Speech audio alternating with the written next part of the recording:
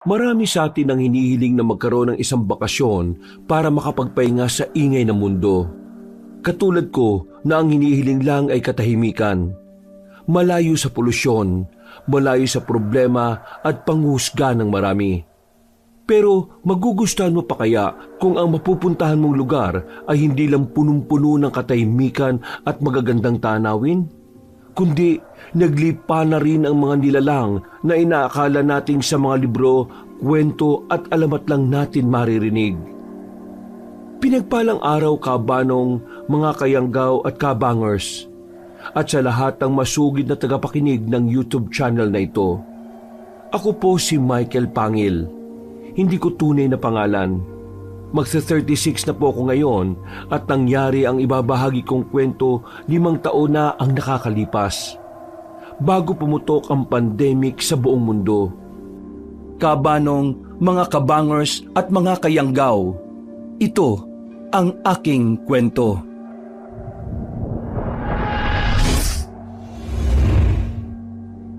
Bago nga pala magsimula ang ating kwento, sana'y mapindot nyo muna ang subscribe button at ang notification bell para lagi kayong nanonotify pag may bago tayong mga kwento. At huwag nyo rin kalilimutan mag-like at comment. Napakalaking tulong po ito sa ating channel para mas makapagatid pa kami sa inyo ng mga magaganda at mga nakakapangilabot na mga kwento. At ngayon, sa ating pagpapatuloy. Tinapik ako ng asawa ko matapos naming makita ang naglalakad na lalaki sa gilid ng tinatahak naming kalsada. Palubog pa lang ang araw pero nakakaawa pa rin dahil kita ko ang hirap at determinasyon ng nasabing lalaki. Meron siyang dalang basket at sigurado kami ng asawa kong si Angela na balot ang laman nun. Ganun kasi ang mga nakikita kong lagayan ng balot na nagtitinda sa bangketa sa Baklaran at sa iba pang parte ng Kamaynilaan. Love, nakakaawa naman yung lalaking yun, no? Parang hirap na hirap. Pasakay na kaya natin? Ha? Sigurado ka? Ewan ko rin. Basta para ako naaawa eh. Nakakaawa nga pero mahirap na rin kasing magpasakay ng mga ganyan lalo na ngayon. Alam mo na, hindi naman sa panghusga. Uso na kasi ngayon at marami nang gumagawa ng kalokohan eh. Sa bagay, may punto ka naman. Pero sabihin mo lang kung hihintuan natin ha. Sa'yo ako magre-rely. Tumingin lang muna sa akin ang asawa ko kabanong bago kami sabay na muling sumulyap sa nasabing Ginoo hanggang sa makalampas na kami. Sinundan ko pa siya ng tingin sa side mirror sa kanan hanggang mag-focus na ulit ako sa daan. Pagkalaon ay narinig ko ang pagbuntong hininga ni Angela. Kaya hinimas ko na lang siya sa balikat habang nakatuon pa rin sa tinatahak naming kalsada. Napunta kami sa pagbibiyahe ngayon kahit malapit na ang bagong taon dahil sa isang dahilan. Lawag man sa nakasanayan ng pamilya ay ipinilit ko pa rin na makapagbakasyon kaming mag-asawa. Ito lang kasi ang pagkakataon na free kami pareho. Kaya naman kabanong, kahit pa nagagalit na ang mga magulang kong sina Tatay Rafael at Nanay Donatello ko, ay tumuloy pa rin kami. Kahit pa tradisyon ng pamilya namin na mag-reunion kapag ganitong panahon. Gusto rin kasi namin pareho ni Angela na katahimikan lalo na sa aming mga kamag-anak. Mababait ang mga magulang ko, pero pagdating sa mga kamag-anak ay meron akong masasabi pero hindi ko nilang ibubunyag dito ang ilan. Tipikal lang din naman na problema ng isang magkakamag-anak ang magpatalbugan ng mga narating sa buhay at magpasikatan. At ayaw ng ganun ng asawa ko, lalo na't lumaki rin siya sa hindi masayang pamilya. Pero dahil po sa ginawa naming ito, ay alam naming pareho ng aking asawa na lalo lang tuloy mag-iiba ang tingin nila kay Angela. Ayaw ko rin naman ng ganon. Ilang beses kong kinumbinsi ang asawa ko, pero mas gusto na rin niya na magkaroon kami ng me time. At kung ano ang magpapasaya sa kanya, yun na rin ang magpapasaya sa akin. Yun nga lang, marami pa rin akong naririnig mula sa ibang kamag-anak ko. Katulad ng magmula nang maging mag-asawa kami ni Angela, ay madalas na raw akong sumuway. Natural lang naman siguro yun sa buhay ng isang may asawa. Hindi naman na ako minor de edad na kailangang pagbigyan ng hiling nila. Bilang isang lalaki at magiging padre de familia, meron din naman akong sariling desisyon. At yun ay ang mapasaya ko ang aking may bahay. Kaya ipinaramdam ko sa kanya ang pagiging isang asawa. Masinunod ko ang kagustuhan niya kaysa sa mga sarili kong kadugo.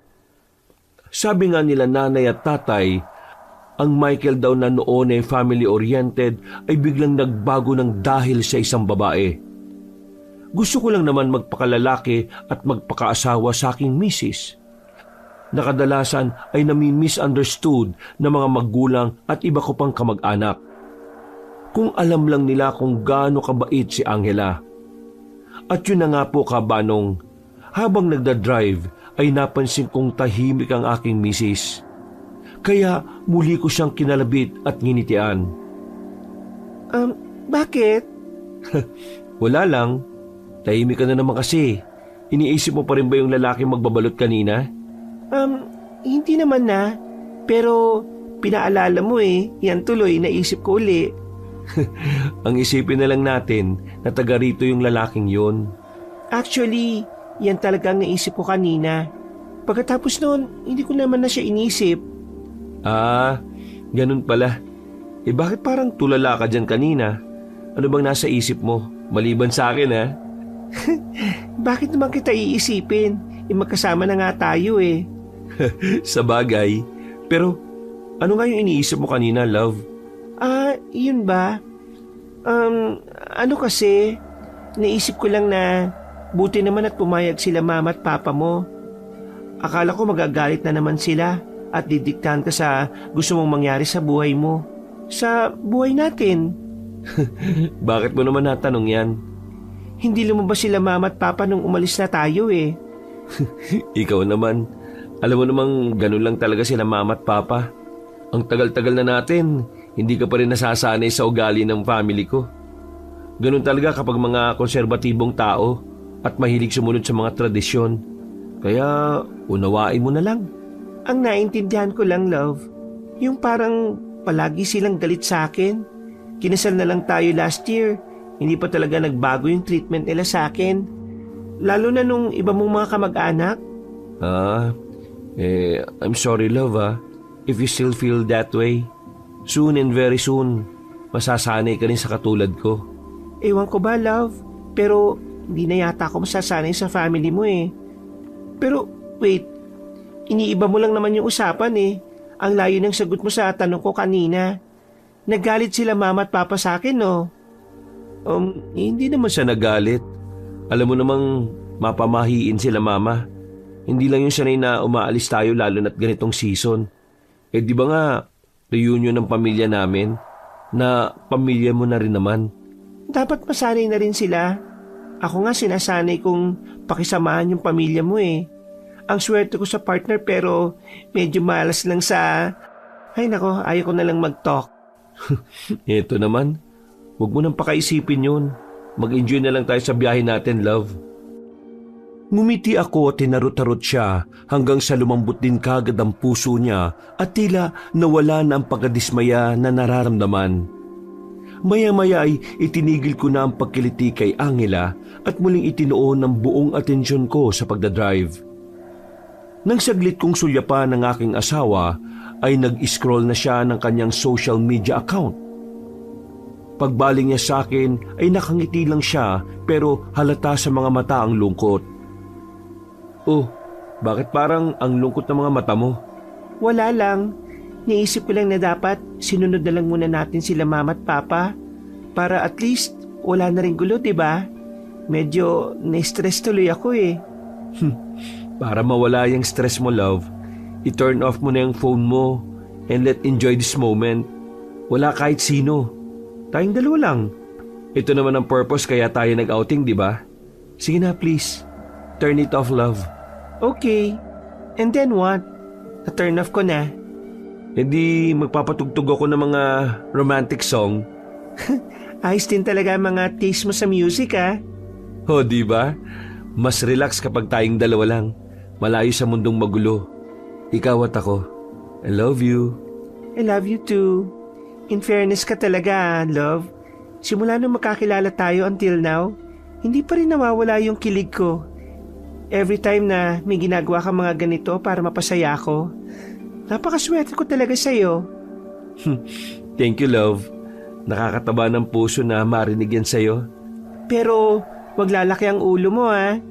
Oo naman. By the way, alam mo, love, ngayon ko lang na-realize na after ng pandemic, ito lang ulit yung time na nakapag-outing tayo na tayong dalawa lang, no? Oo nga, no?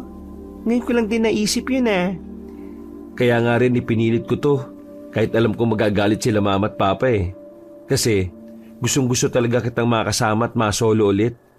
Tama lang na sumama ka sa akin, dahil mamaya, alam na. So, yan lang pala ang purpose mo. Hindi naman. Pero siyempre, kasama na rin yun, no? Ay nako, pasaway ka talaga. Tapos ang tingin pa ng mga magulang mo, ako yung pilyo sa ating dalawa. Ikaw pala tong may balak sa akin. Kaya gustong-gusto mo na makapag-solo tayo, ha? I love you. Pero, seryoso, love. I pursue this kasi, kung mapapansin mo, ito rin yung unang gala natin sa taon na to. Puro na lang tayo trabaho tapos kung magkikita tayo, magkasama nga tayo sa isang bahay pero pagod naman tayo palagi. Sa bagay, deserve din naman natin to, di ba? Sana maintindihan niyo ng pamilya mo, no? Sana makita nila yon. Pero wag na nga muna natin silang pag-usapan. Tama ka, mag-enjoy na lang muna tayong dalawa. Sa dami ng mga tinalakay namin habang nasa biyahe, ay hindi na rin namin namalaya na nadaanan na pala namin ng tila isaw na mga kalsada sa gitna ng mga kabundukan. May pagkakataong humihinto-hinto kami para kumuha ng magandang larawan dahil sadyang maganda rin talaga ang tanawin. Kahit pang ilan sa mga bundok na nakikita namin ay parabang nalalagas na ang mga kapunuan. Sa pagpapatuloy ng biyahe, ay halos magkandaligaw-ligaw na nga rin kami dahil wala ng signal. Hindi na namin malocate ang daang tinatahak papunta sa pagbabakasyonan naming mag-asawa. At para masolusyonan ang tungkol sa bagay na ito, ay nagpasya na lang kami na dire-diretsuhin ang pagbabiyahe. Kung ano ang una naming mapuntahang lugar ay doon na lang kami magse-celebrate. Padilim na rin kasi at medyo nakakatakot na ang lugar. Pagsapit ng ilang pang oras ay narating na nga namin ang isang beach resort at talaga namang hindi kami nadismaya. Sa malayo pa lang kasi ay alam na namin ang malinaw na tubig dagat dahil sa kulay nito. Maliwalas din ang kapaligiran at ang mas lalo naming nagustuhan ay hindi crowded ang nasabing lugar. Para bang ang layo-layo nito sa kabiasnan. Ang ganda rito, love. Oo nga Pero parang ang weird lang, no? Biruin mo, sa ganda nitong tanawin parang tayo lang yata ang turista. Wala namang weird doon. Kasi kapag ganitong mga magbabagong taon, bihira lang talagang gumagala na pamilya. Usually, nasa bahay lang. Reunion, paayabangan, at kung ano-ano pang pataasan ng narating ng mga magkakapamilya. Kaya nga tayo humiwalay ngayong magbabagong taon, di ba? Huwag ka naman masyadong harsh sa family mo, love. I'm just stating the facts, love. Anyway, alam mo, love, mukhang napaganda pa yata yung pagkakaligaw natin Biruin mo, napadpad tayo sa lugar na hindi crowded. At least, may enjoy natin yung bakasyon. Oo nga Ang cool na mga pangyayaring to. Panig na panig talaga sa atin ang tadhana. Natigilan na kaming dalawa sa pag-uusap nang makarinig ng boses ng Ginoo mula sa hindi kalayuan. Sumigaw yon ng balot kaya pareho kaming napalingon sa kinaroroonan ng nasabing boses. At habang papalapit sa amin ang nasabing boses ay unti-unti naming nakikita kung sino yon. Nagkatinginan kami ni Angela matapos mamukaan kung sino ang nagtitinda ng balot. Ito rin yung Ginoong nakita namin sa daan kanina. Love, siya yun, di ba? Oo nga eh. Siya yung lalaking yun. Paano siya nakarating dito? Malayo pa yung lugar kung saan natin siya nakita, ah. Oo nga eh. Pero, alam mo naman ng mga taga-probinsya, hindi nagsalita ang asawa ko dahil dumaan na sa harap ng sasakyan namin ang nasabing nagtitinda ng balut. Sa pagkakataong yon, ay saglit siyang huminto at tumingin sa amin. Hindi ko rin alam kabanong, pero nakaramdam ako ng kakaibang kilabot. Pero hindi ko lang pinahalata kay Angela. Hindi na lang din namin pinansin dahil hindi ko pa naman alam na mga oras na yon na simula na pala ito ng matinding pagbabago sa aming bakasyon. Isang bagay na hinding-hindi ko makakalimutan hanggang sa pagtanda ko. Pagkaalis ng Ginoo ay nagkatinginan lang kami ni Mrs. Tumawa pa siya kaya nawala na rin sa isip ko ang kaba. Takang-taka lang talaga kami pareho dahil hindi ko inakalang halos makakasabay naming makarating ang Ginoong yun dito. Partida at nakasasakyan pa kami. Pagkatapos ng pagtataka ay naghanap na ako na mapagpaparka ng sasakyan. Maya-maya lang ay lumabas na rin kami ng sasakyan, dala ang aming mga travel bag at naglakad na para hanapin ang reception area sa lugar na yon. Pero bago yon, ay napadaan muna kami sa ilang kabahayan ng mga lokal na naroon. Habang nagpapatuloy kami sa paglalakad ay hindi rin namin maiwasang mailang. Halos lahat kasi na makasalubong namin mga tao ay tila naka-all eyes sa amin, kabanong. Pakiramdam ko tuloy ay ngayon lang sila nakakita ng mga turista. Pero siyempre, isinantabi ko na lang ang mga kakaiba kong pakiramdam. Dahil doon ay dinikitan at inakbayan ko na lang din si Mrs. habang patuloy kami sa paglalakad. Okay ka lang ba, love? Oo naman. Bakit mo naman natanong? Baka lang kasi hindi eh. Buti naman kung ganun. Ikaw, okay ka lang ba? Parang ikaw ang hindi okay, love eh. Ang creepy lang kasi ng mga tingin nila sa atin, love eh. Medyo nakakailang para tuloy akong artista eh. Aray! Ano ka ba, love? Loko-loko ka talaga. Hayaan mo nga sila. Ganyan talaga mga probinsyano. Mas malala pa nga sa amin eh. Dati kapag umuwi ako ron, sumusunod talaga yung mga chismosa sa bahay. Natural na reaksyon yun ng mga taga-probinsya. Pero hindi ko naman nilalahat ha. Sa bagay, lalo na't medyo malayo sa kabiasnan tuong napuntahan natin. Tama ka. Kaya, deadmahin o ngitian mo na lang sila. Napangiti na lang ako habang nagpapatuloy sa paglalakad, kabanong. Hanggang sa mapansin ko na ang isang maliit na batong gusali mula sa hindi kalayuan. Malapit yun sa dagat kaya nung unay inakala kong Hotel Beach Resort yon. Nang tingnan ko ang tuktok at nakitang merong cross ay doon ko lang napagtanto na isa itong kapilya o maliit na simbahan. Napatingin din doon si Angela at sabay kaming napahinto matapos makita ang tatlong katao. Parang isa silang pamilya, isang babae at lalaking kasing edad namin ni Mrs. Hinahatak-hatak ang isang babae na nagkukumawala. Umiiyak yun at sumisigaw na parang takot na takot. At nang mapatingin sa amin ay bigla pa yung mas lalong sumigaw ng pagkalakas-lakas. Napakapit tuloy sa akin si Angela na naggulat at natakot din. Ang sabi kasi ng nasa edad 13 na babae ay tulong, tulong. Ayaw niyang maging katulad ng mga magulang niya. Lalapit na sana ako para makialam at tumulong pero sinamaan ako ng tingin ng lalaki. Habang ang asawa niya naman ay pinagpapapalo sa puwet ang anak na nagkukumawala at humihingi ng saklolo sa amin. Dinig na dinig namin ng aking asawa ang sabi ng ina ng batang babae. Ang sabi niya ay, "Suwail kang bata ka. Dapat talaga sa'yo mabindisyonan para matuto kang sumunod sa mga magulang mo." Kasabay ng mga salitang yon, ay ang lalo lang pagwawala at pagmamakaawa sa amin ng batang babae. Hinawakan din tuloy ako ng mahigpit ni Mrs. at binulungan. Hayaan na lang natin sila, love. Problema ng pamilya yan at kahit nakakaawa, wala tayong karapatan na makialam. nakakaawa yung batang babae. Kaya nga, pero wala naman tayong magagawa eh. Baka tayo pa mapasama. Hindi pa naman tayo taga rito. Ramdam ko ang maigpit na pagkapit ni Angela kaya nagmadali na kami sa paglalakad. Hanggang sa makarating kami sa arko mismo ng beach resort na balak naming pasukan. Nawala na rin sa paningin namin ang mga eksena kanina dahil nakapasok na sila sa loob ng maliit na simbahan sa gilid ng beach.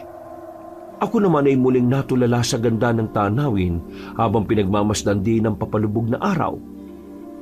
Hindi ko na nga namalaya na wala na pala sa tabi ko si Mrs. Nakita ko na lang siya nang merong kinakausap sa hindi kalayuan. Itinagilid ko ang muka at sinipat kung sino ang kaharap niya. At doon ay napalunok ako ng laway matapos yung makita. Isang matandang babae na nakasuot ng itim na damit na parang bestida.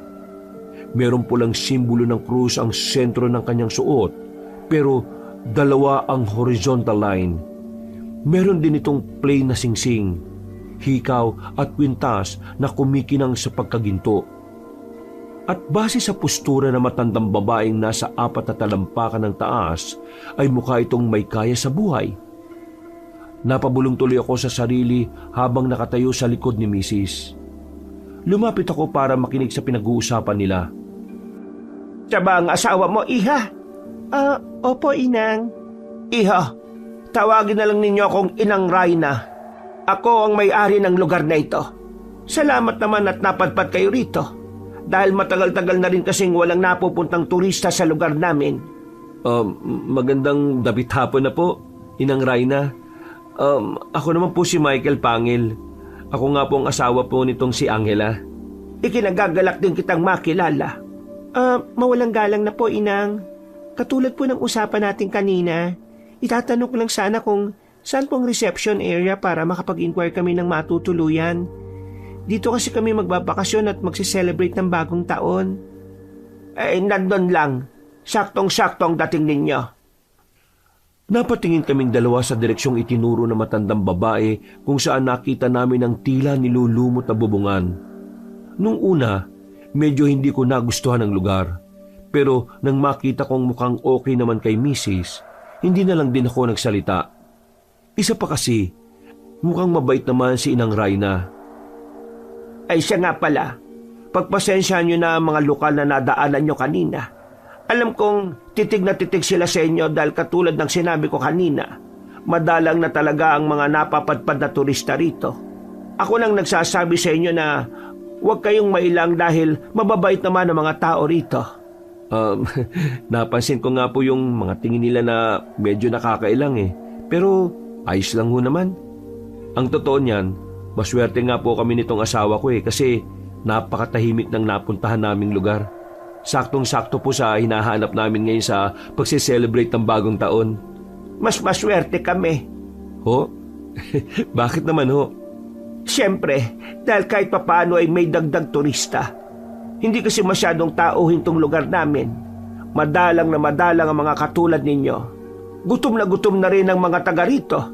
Po? Gutom na gutom? Ang ibig kong sabihin sa mga turista. Siyempre, kung may panauhin kami, may mga pagkakakitaan din. At kung merong pagkakakitaan, merong maihahanda sa hapagkainan. Kaya salamat dahil kayo ang magpapawi ng gutom ng mga taga rito. Ganun po pala. Akala ko kung ano ni. Inang Reyna, maiwan na po namin muna kayo Magpupunta na po kami sa reception area para makapaghanap ng matutuluyan. Ay sige, magkita na lang tayo ron. Kagad kaming nagpunta sa reception area, Kabanong. Pagdating doon, ay namangha talaga kami ni Mrs. sa aming nakita. Dito ko talaga maa-apply ang salitang don't judge the book by its cover. Napaka-klase kasi ng lugar at halatang elegante kahit simple lang ang disenyo. Kagad kaming inassist ng 2 babae at nang matapos na makapagbayad ay nagtungo na kagad kami sa kwartong inukupahan. Lalo kaming natuwa ni Angela nang makita ang silid na narent namin. Ako mismo, Personal ay hindi ko akalain na sa murang halaga ay ganong klase ng kwartong ibibigay sa amin. Ayos na ayos ang interior design ng nasabing silid. Nasa sentro ang napakalambot na kama. Sa tapat ng kama ay merong life-size mirror na mismong kasukat ng dingding. Ito ang tila pumalit sa TV. Pagsilip ko sa banyo ay natuwa na naman ako dahil malawak yon. Meron pang bathtub na kita ang beach. Sa kabilang side ay may malawak na terrace na kita pa rin ang beach. Sabay na napasampa ang mga kamay namin sa balcony grill habang pinagmamasdan ng beach. Okay na okay itong kwarto natin, love ah. Para tayong naka-VIP dito ah. Grabe, love. Sulit na sulit tong bakasyon na ito. Ang ganda ng lugar. Grabe. Kinikilig talaga ako sa sobrang tuwa. Ako rin, no? Thank you, love ah. We deserve this, love. You really deserve this. At mukhang mababait ang mga tao. Sana makilala rin ang lugar na to. Dahil napakaganda rin naman talaga eh. Naantala ang pagmumoment namin na makita na naman namin ang Ginoong nagtitinda ng balut mula sa hindi kalayuan. Sumisigaw-sigaw na naman yun. Hanggang sa huminto malapit sa amin. Nagkatinginan na lang kami ni Mrs. at tong unay medyo nagtatawanan pa kami. Pero nang biglang tumingin sa direksyon namin ng nasabing lalaki ay kinilabutan na naman ako. Sa pagkakataon yung kabanong ay ramdam kong pati ang asawa ko ay natakot. Bigla kasi siyang yumakap ng maigpit sa akin habang pareho kaming nakatingin sa nasabing lalaki.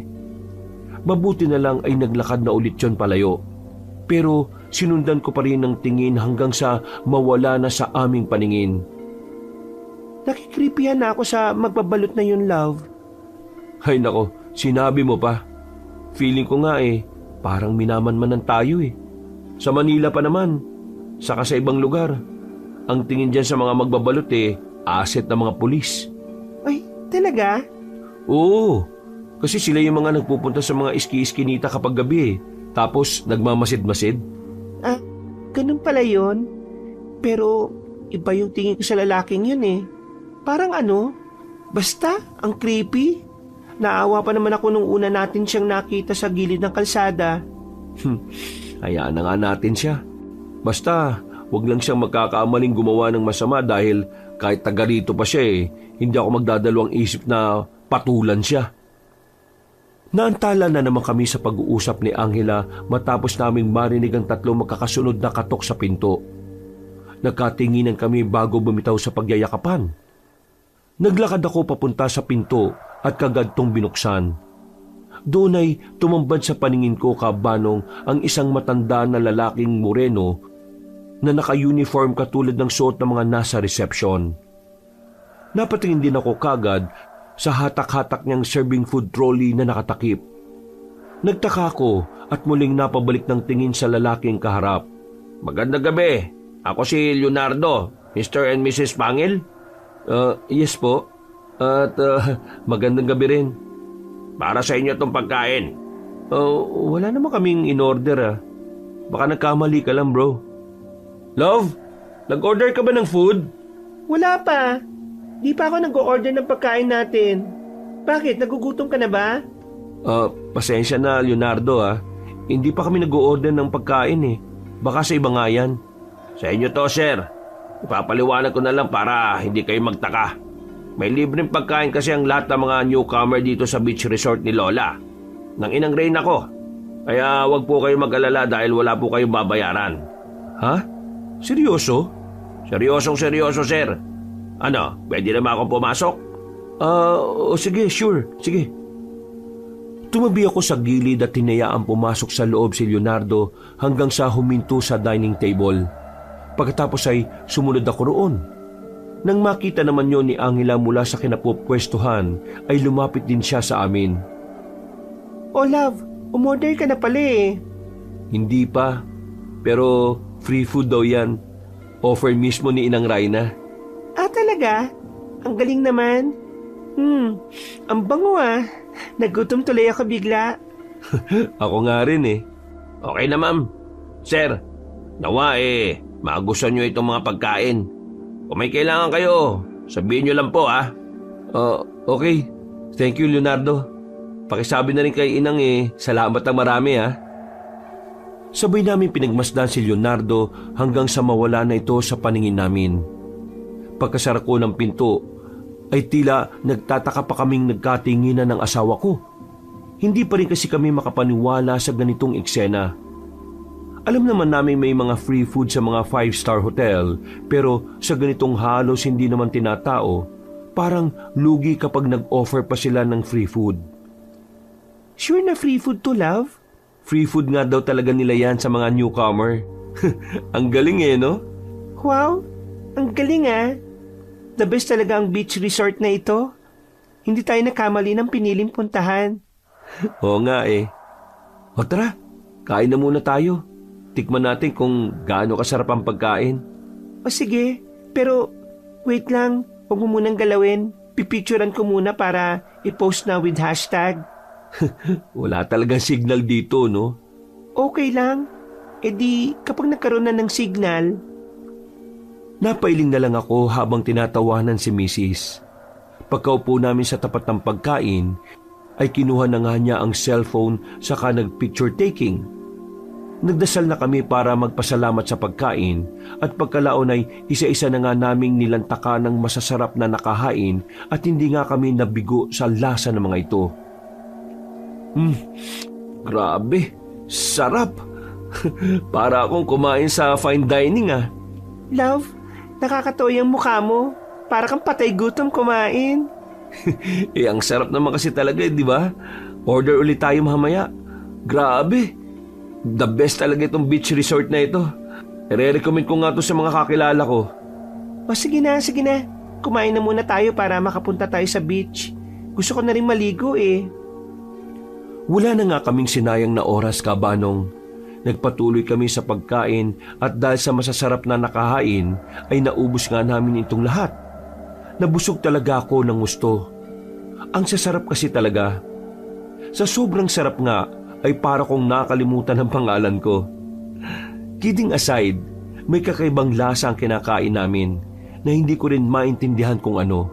Pero masarap po talaga siya at hindi ko inakala na ang masarap na pagkain yon ay meron palang pinanggalingan.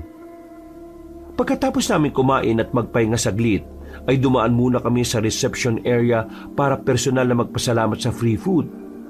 Kitang-kita naman ng tuwa sa mga mukha nila na parabang may kung anong pakahulugan. Dahil hindi na namin nakita si Inang Rayna at Leonardo, tumakbo na kami kagad ni Mrs. sa beach. Medyo madilim dahil kaunti lang ang ilaw. At nasa parte pa lang kami ng matatayog na puno ng buko at tuwang-tuwa na ang aking asawa dahil talaga namang napakaganda ng lugar. Hindi ko talaga ito ini-expect. Bukod sa magandang lugar, ay napaka-peaceful dahil hindi crowded. Paglagpas ng bukana, ay saglit kaming naupo sa free cottage na malapit na lang din sa napakalinaw na beach. Hinawakan ko pa ang maputlang buhangin habang nakatanaw sa karagatan. Love, yung buhangin, hindi kasi puti ng Boracay pero pinong-pino rin siya at malinaw talaga ang beach Nakikita mo yon? Kahit madilim na, kumikinang-kinang. You're right, love. Gusto mo na bang maligo? Ako gusto ko nang maligo pero pakicheck nga muna dyan sa pouch yung sunscreen ko. Ha? Magsa-sunscreen ka pa? Wala namang araw. Baka mga team pa rin ako Sige na, please, pakuha na. Ay nako, baka naiwan mo, love. Wala dito Di ba kalalagay mo lang nun kanina? Oo nga, love. Naiwan ko pala sa banyo. Ano ba yan, love? Maglalagay pa naman din ako. Ba't mo naman kasi iniwan dun? Oh, kasi sabi mo lang na wala namang araw tapos maglalagay ka rin naman pala. Please, balikan mo na lang doon. Total maglalagay ka rin naman Sakto, hindi ko rin masyadong nalagyan tong legs ko dahil nagmamadali tayo kanina. Masyado tayong excited Sige na, hintayin kita rito. Please. Dalawa na tayo, love. Ang daya mo naman sa akin Love, ang sakit na ng paa ko. Pagod na ako maglakad. Kayang-kaya mo na yan. Sige na, please. Please. Thank you in advance and I love you. Napaungot na lang ako dahil sa pagiging marupok at dahil alam kong wala na ako magagawa kundi sundin ang sinasabi ng pinakamamahal kong babae. Naglakad na nga ako pabalik sa hotel room ng aming tinutuluyan, Kabanong. Habang tinatahak ang daan papunta roon, ay napansin ko na naman ang nagtitinda ng balot. Umiwas na lang ako ng tingin sa Ginoo dahil iba talaga ang aking pakiramdam. Para akong kinakain sa pamamagitan lang ng pagtitig ng lalaking yon. Pero sumunod sa akin ang lalaki kaya huminto na ako at tinarap siya. Hindi na rin kasi ako nakatiis.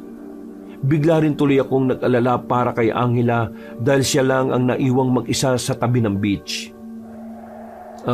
Mawalang galang na ho Pasensya na Sinusundan mo ba kami ng asawa ko?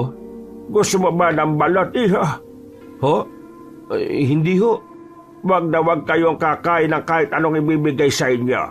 Dahil kapag ginawa niyo yon, unti-unti nyo na silang magiging kauri. Ho? Anong sinasabi niyo, Manong? Umalis na kayo sa lugar na ito habang may oras pa kayo. Kapag lumalim na ang gabi, mahihirapan na kayo makatakas sa mga liw-liwa. Lalo na't kumain kayo ng mga pagkain nila. Masusundan nila kayo at masusundan kahit saan kayo magpunta. Nababaliw ka na, Manong. Ay nako, tiyan ka na nga. Tama nga ako. Ha? Ano bang sinasabi niyo? Kumain kayo ng mga niluto nila. Hindi nyo na sila matatakasan kahit makalis pa kayo rito. Kailangan nyong kumain itong balot ko. Hindi kayo dapat magtiwala sa mga kinahain nila sa inyo. Mapapahama kayo. Bakit ka naman tatanggapin yan? Saka, ano ba mga pinagsasasabi mo? Mas mukha ka pang hindi ka tiwa-tiwala kaysa sa mga taga dito Kunin mo tong balot at umalis na kayo. Mapapahamak kayo ng asawa mo. Kapag may nangyari sa asawa ko, humanda ka talaga sa akin. Hahanapin kita kahit saan. At kahit matanda ka na, hindi ako magdadalawang isip na bangasan niya mukha mo. Malis ka na nga, Manong. Hindi ko na siya hinayaang magsalita pa. Ako na mismo ang naglakad palayo. Mabuti na lang din, Kabanong, ay hindi na sumunod ang lalaking yon. Dahil kung nagkataon ay baka hindi na rin ako nakapagtimpi pa. Binalikan ko ang kinaroroonan ni Mrs. at nang makita kong tila nag-i-enjoy naman siyang mag-isa, ay nakahinga ako ng maluwag. Napatingin pa siya sa akin at nagtanong kung nakuha ko na yung sunscreen. Tumawa lang ako at saka nagsabing kukunin ko na ulit. Pagbalik ko ay wala na nga ang lalaking magbabalot. Kaya kahit papano ay nakahinga na ako ng maluwag. Pero bigla ko lang ding naisip ang mga sinabi niya hanggang sa malampasan ko ang mga bukuhan at lumiko papasok sa pasilyo ng hotel. Doon ko napansin naman ang 4 na katao na kausap ni Inang Rayna. Lalapitan ko sana sila pero mukhang abala sa pinag-uusapan kaya hindi ko na inabala pa. Pero dala na rin ng curiosity, napahinto ako saglit at pinagmasdan ng mga yon. Hanggang sa mapatingin sila sa akin. Kung kanina ay nakangiti si Inang Rayna, nang makita niya ako ngayon ay parang wala na siyang reaksyon. Naglakad na lang sila palayo hanggang sa mawala na sa paningin ko. Di yata ako nakita ni Inang kaya hindi ako pinansin. Pero yung mga kasama niya parang ang weird din Napakamot ako sa mga braso ko hanggang sa nagdire-diretso na ako sa aming hotel room. Pagpasok ko'y malinis na ang loob ng kwarto. Dumiretso kagad ako sa banyo at hinanap nga ang sunscreen. Nang matagpuan na to, ay eksakto naman na napatingin ako sa bathtub kaya saglit akong lumapit doon. Napasilip din ako saglit sa labas at tinanaw ang kinaroroon ng cottage ni Angela na nasa bandang kanan. Nakita ko roon ang asawa ko na tila nag-i-enjoy sa music sa kanyang cellphone. Napangiti ako dahil alam kong masaya siya. Yun nga lang, mula sa dagat ay may nakita kong mga mapupulang mga mata. 3 pares yun kaya napatuon doon ang aking pansin na punong-puno ng pagtataka. Ha? Ano yun? Mga tao ba yun? Eksaktong umahon ng mga nasabing nilalang at tila papalapit na yon sa asawa ko. Pero dahil sa madilim ay hindi ko pa rin nakita ang kanilang mga itsura. Sigurado lang ako na mapupulang mga mata ang nakita ko.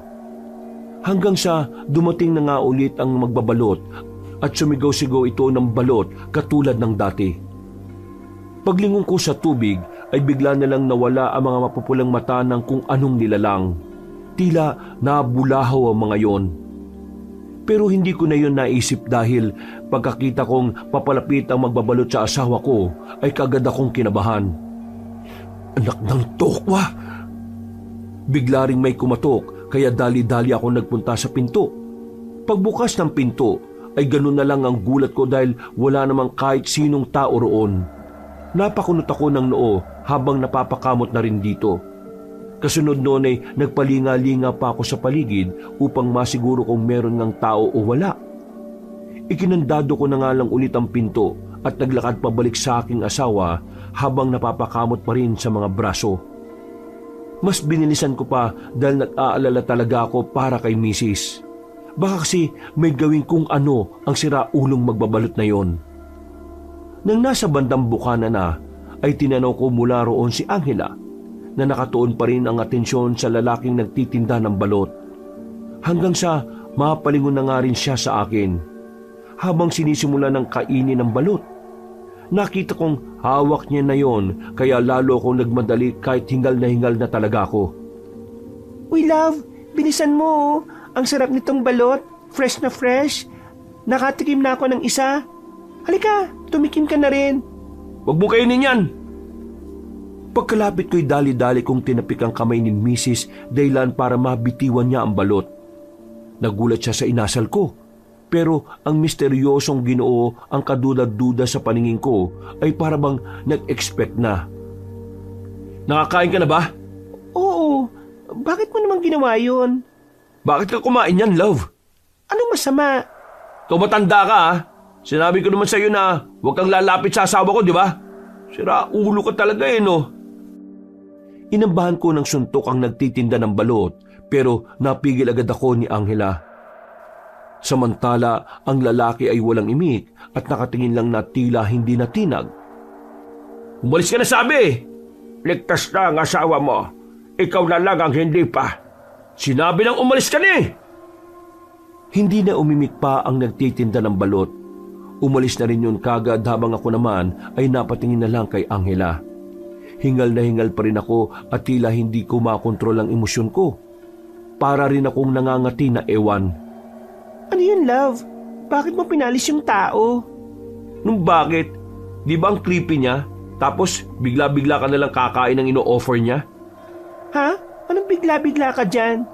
Binili ko yun. Tinawag ko siya tapos pinagbentahan niya ako. Hindi naman pala siya masamang tao eh.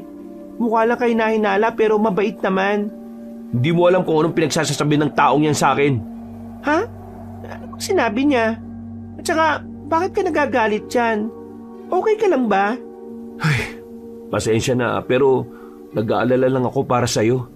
Ano bang sinabi sa'yo ni Mang Espilirinto? At talagang nagpakilala pa siya sa'yo ha? Ano nga ang sinabi niya?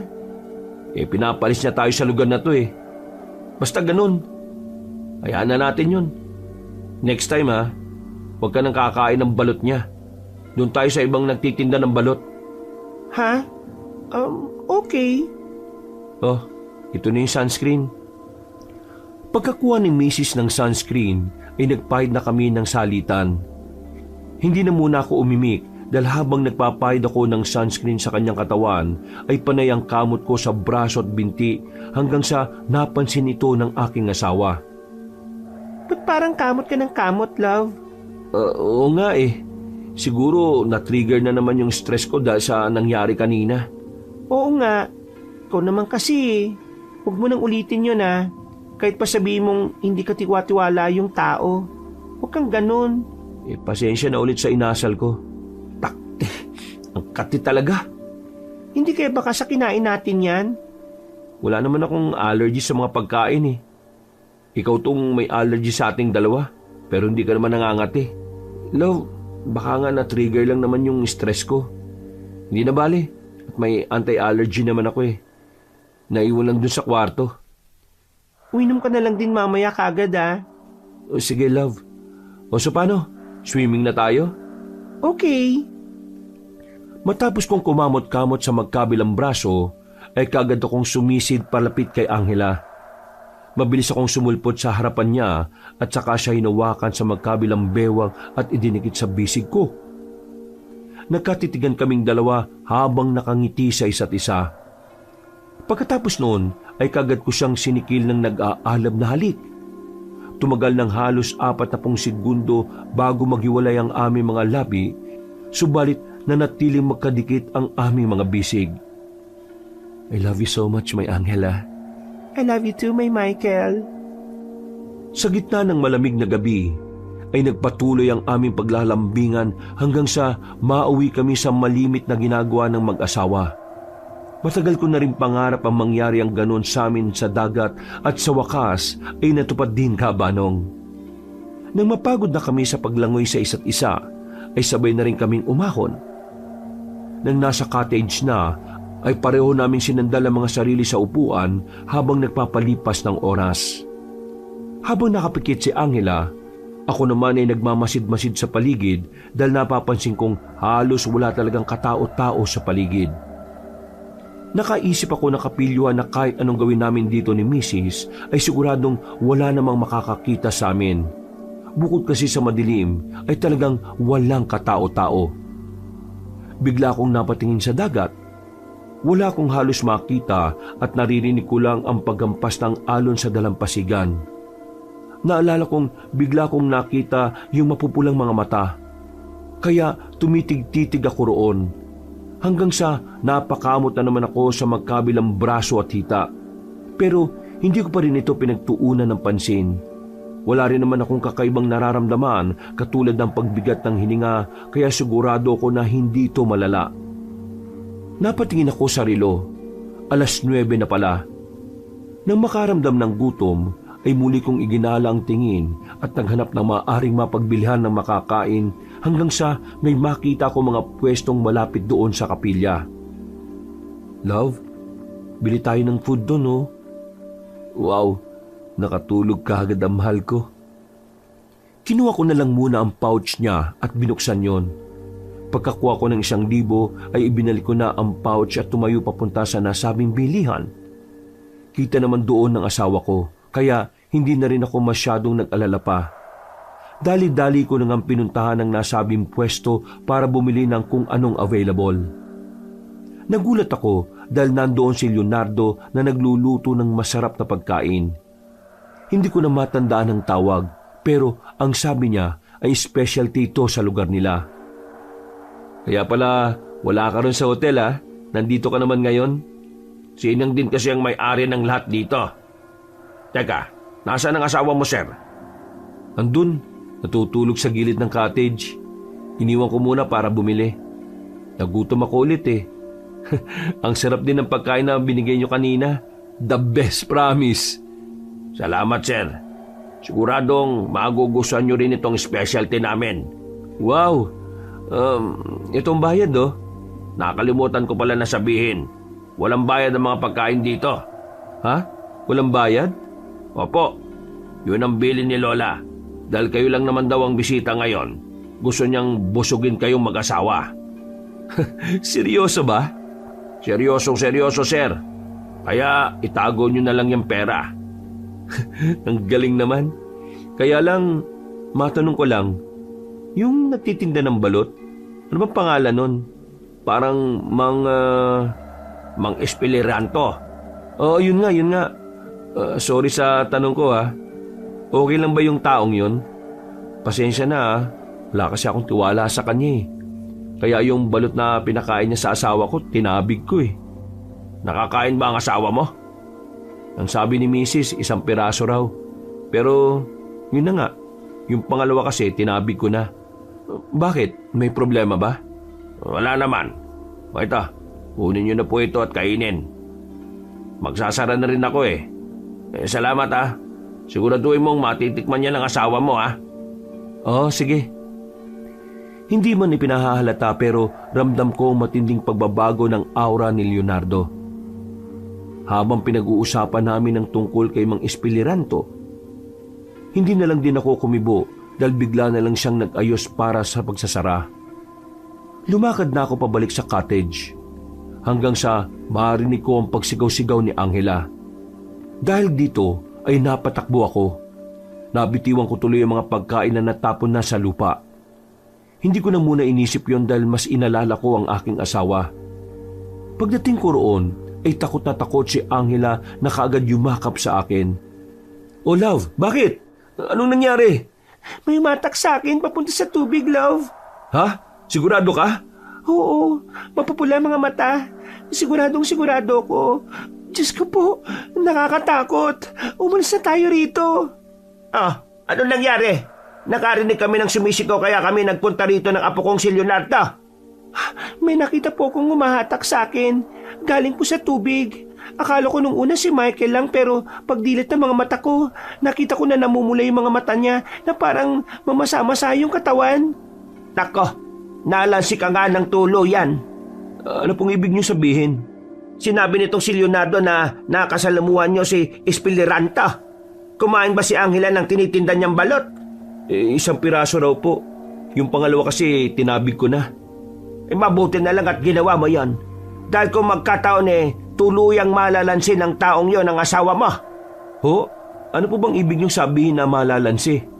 Mapapasailalim siya sa hipnotismo.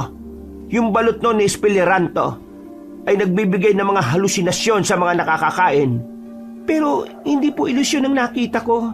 Totoo po yun. Yun ang sinasabi ng isip mo. Walang nakakatakot na nilalang sa dagat namin. Pero dahil yan sa mga ginagawa ni Espiliranto, kaya rin ang ibang turista ay lumalayo na rito. Pasensya na at kailangan pang maranasan ni Angela ang ganito. Bakit hindi niyo na lang po palisin ng taong yun? Hindi siya nagpapakita sa amin. Kaya kung sakaling makita niyo siya ulit, gawin niyo ang lahat para mahuli siya. Leonardo, samahan mo na ang mga panauhin natin na makabalik sa kwarto nila. At dahil sa abalang nangyari, gagawin ko na lang na libre ang pagtuloy niyo rito hanggang sa bagong taon. Pakiusap, huwag na kayong humindi. Hindi na nga kami nakatanggi pa ni Mrs. Pagbalik namin sa hotel room ay nagkaroon ulit ng matinding paliwanagan. Kaya naunawaan ko kung bakit hindi na nila magalaw si Mang Espiliranto. Natatakot daw sila na baka sila naman ang gawa nito ng hindi maganda. Nawala na ang takot sa puso ni Angela kaya nakahinga na rin ako ng maluwag. At sa paglipas ng mahabang oras, habang nahihimbing sa pagtulog si Mrs., ay nagising naman ako pasado mag-aalas 12 na ng hating gabi. Dahil doon ay nagpasya muna akong lumabas ng silid at hindi na rin inistorbo ang asawa ko. Nakaramdam na naman kasi ako ng gutom dahil nga hindi pala kami nakakain kanina. Isa pa ay mas tumindi na rin ang pangangati ng aking braso at hita, kaya itatanong ko na rin kung merong klinik ang nasabing beach resort. Naubos na rin kasi ang dala kong anti-allergy. Eksaktong pagkandado ng pinto ay nakita ko kagad si Leonardo mula sa hindi kalayuan. Nauuna siyang naglalakad papunta sa kung saan. Lalapitan ko sana siya at tatawagin pero mukhang nagmamadali kaya hinayaan ko na lang. At katulad lang din ng reaksyon kanina ni Inang Rayna, pagkakita niya sa akin ay tila ba seryoso ang kanyang pagmumuka. Dire-diretso rin kasi ang paglalakad nito patungo sa kung saan. Nagpatuloy na rin ako hanggang marating ang reception area pero wala akong naabutan doon na kahit na sino. Oh, nasa kaya yung mga tao rito? Pakte, sobrang kati na talaga yung braso ko eh. Ah, bakit nandiyan ka? Ay, kayo pala Inang Rayna. Gising pa po kayo? 12:00 na ng hating gabi ah. Maya-maya pa ako matutulog. Teka, bakit ka kamot ng kamot? Hindi ko nga rin po alam eh. Siguro na-trigger yung stress ko dun sa magbabalot na yun. Nasaan po pala yung mga receptionist nyo rito? Abala na sila ngayon. Meron kasi kaming salo-salo mamaya. Wow, mukhang masarap ang handaan nyo ah. Pero parang late na po yata. Mas madalas talagang ganitong oras kami nagsasalo-salo rito. At tama ka, masarap ang pagkain namin ngayon. Dahil yung isa roon, may pampalasa na akong nilagay. Ho? Pampalasa? Ano pong pampalasa? Hindi mo ba naaamoy, Michael? naaamoy? Hindi po eh. Amoy na amoy ko nga dahil sobrang lapit sa akin. Mas lalo tuloy akong natatakam. Parang gusto ko nang kainin. Po? Pasensya na. Huwag mo na lang akong pansinin. Hinihintay lang namin yung ibang panauhin. May iba pa pong bisita?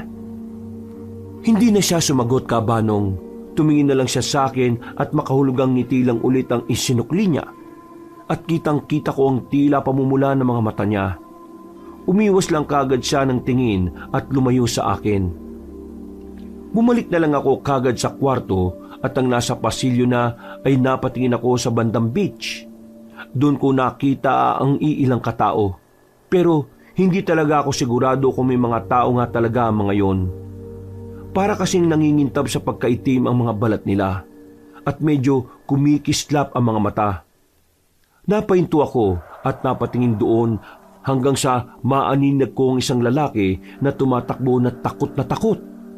Nakita kong napapalingon yon sa akin at tumatakbo papunta sa kinaroroonan ng hotel. Pero hinahatak siya ng kung sinong nilalang na sinabi ko kanina. Ha? Anong nangyari ron? Bakit nila hinahatak yung lalaki? Sino ba yun? Naudlot na ako sa pagsasalita dahil nakakawala ang sinabi kong lalaki sa pagkakakapit ng mga humahabol sa kanya. Tumakbo na nga yun papunta sa akin subalit bago pa makalapit ay nadapa sa may buhanginan bago muling nagsisisigaw. Dinig na dinig ko ang mga sinasabi niya, Kabanong, at hindi ko yun malilimutan hanggang ngayon. Humihingi siya ng tulong at nagmamakaawa habang nakatingin sa akin na iligtas siya. Ako naman, sa sobrang pagkabigla, ay napatago sa isang gilid. Nakikinig lang ako sa mga sigaw at tawanan ng mga nilalang doon. At bago pa makarating sa kinaroroonan ko ang mga nilalang na yon, ay merong humatak sa akin. Nakipagpambuno pa ako pero dahil na outbalance ako kaya hindi na ako makaalma pa. Nagulat na lang ako dahil pumasok kami sa isang silid at kinandado ng kung sino ang pinto. Binitiwan niya ako pagkalaon. Kaya pagtayo ay dali-dali ko siyang hinarap. Nagulat ako nang makita si Mang Espeleranto. Ha? Ikaw? Walang iya ka? Anong ginawa mo sa asawa ko?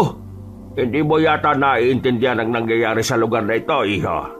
Hindi ako makikinig sa iyo. Sabi ni Nang Rhina, kapag nakita kita sabihin ka agad sa kanila. Gawin mo yon para hindi na kayo makalis ng asawa mo sa lugar na ito. Gawin mo na ngayon. Ipagsigawan mo sa kanila na nakita mo na ako. Gagawin ko talaga. Nakita mo yung lalaki kanina? Kapatid siya ni Toxie. Ang batang babae na nakita niyong pinapasok doon sa kapilya. Ang pangalan ng lalaking yon ay si Dumas. Katulad ko, ayaw nilang maging katulad ng mga magulang nila. Na mga tao sa lugar na ito, ayaw nilang maging isang liwliwa. Liwliwa? Saka ko na ipapaliwanag. Kainin mo muna itong balag. Bakit ko naman gagawin yun? Sinabi ni Nang Rhina na nanghihipnotismo ka ng tao. Naniwala ka talaga sa sinasabi niya. Yung umatak sa asawa mo, isa yung liwliwa. Kainin mo na to bago pa mahuli ang lahat para sa iyo. Dahil kapag nakaabot sa puso mo mga katikati na yan ngayon sa katawan mo, mapaparalisa ka at doon na isasagawa ng mga taga rito ang masama nilang balak. Anong masama nilang balak? Hindi mo pa rin talaga naiintindihan. Magiging lamantiyan kayo na mag-asawa ng mga liwliwa dahil kakainin kayo ng mga tao rito. Mga aswang sila. Para akong nabingi sa sinabing yon ni Mang Espeleranto. Naghati rin ang pagdududa ko at ang paniniwala. Kaya naguluhan ako kung sino talaga nagsasabi sa kanila ng totoo. Kung wala kang paniniwala sa mga sinasabi ko, kalimutan mo na ang lahat ng ito. Kung sakaling malagay na kayo sa altar, makiusap ka na lang na maging kauri sila para hindi kayo patayin. Pero sa tagal ng hindi nakakatikim ng sariwang karne at dugo ng tao mga taga rito, hindi ako sigurado kung pagbibigyan nila kung sasabihin mo yon. O siya, sige na. Maiwan na kita dyan. Teka lang. Kapag may nangyaring masama sa akin sa pagkain ng balot na to, hahabulin kita hanggang sa kamatayan. Tanda mo yan! Kapag hindi mo pa kinain ang balot na yan, siguradong kamatayan ang naghihintay, hindi lang sa'yo, kundi pati mismo sa asawa mo. Dahil sa mga sinabi niyang yon, kahit nag-aalangan ay kinain ko na ang balot. Naubos ko ang isa pero pinakain niya pa sa akin ng isa pa para raw mas makasiguro kami. Pagkatapos noon ay nagpunta na kagad kami sa kwarto namin. Mabuti na lang din ay tulog na tulog pa si Angela na walang kaalam-alam sa mga nangyayari sa paligid. Dali-dali kong ginising ang asawa ko at nang makita niya si Mang Espeleranto ay muntik pa siyang mapasigaw. Mabuti na lang ay natakpan ko kagad ang bibig niya. Pinahinahon ko muna siya bago magkwento. Bakit siya nandito? Narinig mo naman yung sinabi nila Inang Rayna, di ba? Baka nilansi ka na rin niya. Kung nilansi ko siya, bakit ngayon magaling na ang kanyang katikate matapos siyang kumain ng balot? Ha? Kumain ka ng balot, love? Oo pero wala na nga yung mga katikati ko kanina. Paano nangyari yon? Dahil ang balot na kinain mo ay hindi naman ordinaryo. Itlog yun ng mga alaga kong mahiwagang pato. At lahat ng klase ng panlalansi ng masasamang elemento ay napapawalang bisa nito.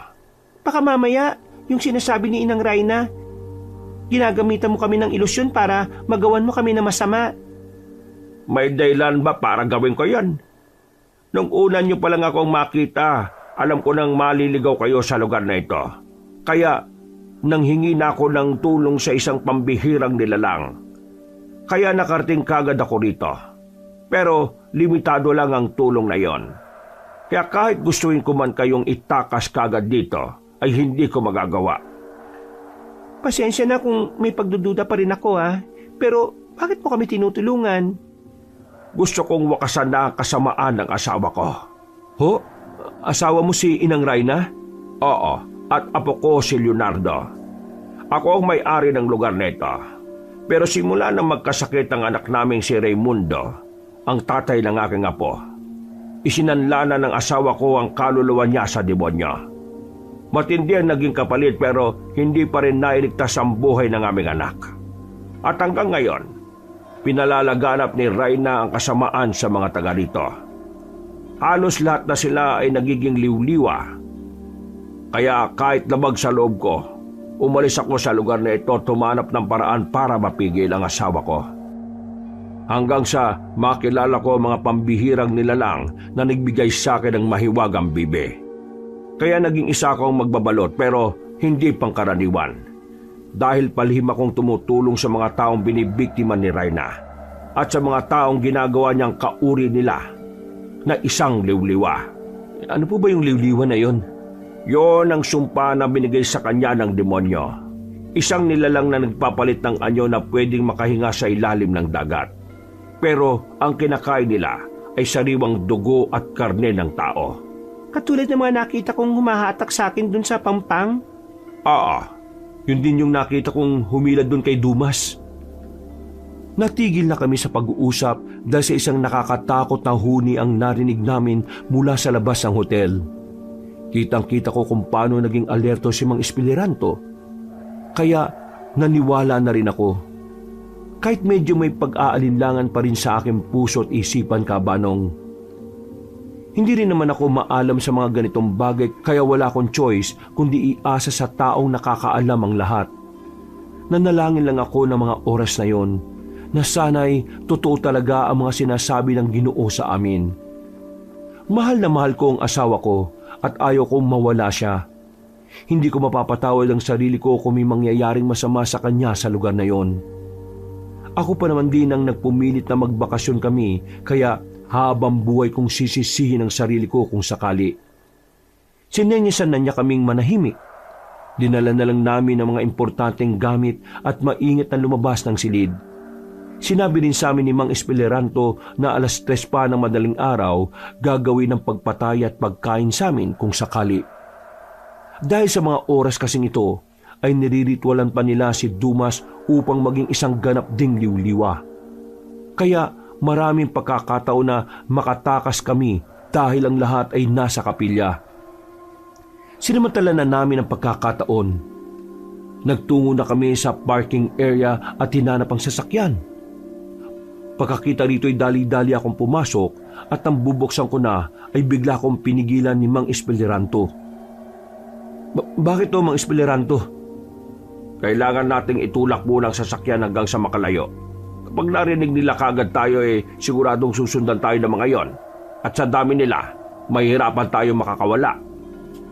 Opo, tama nga po kayo. Si Angela na ang pinapasok namin sa loob para magmaniobra ng sasakyan. Tinulak namin ito hanggang sa sapat na ang layo namin.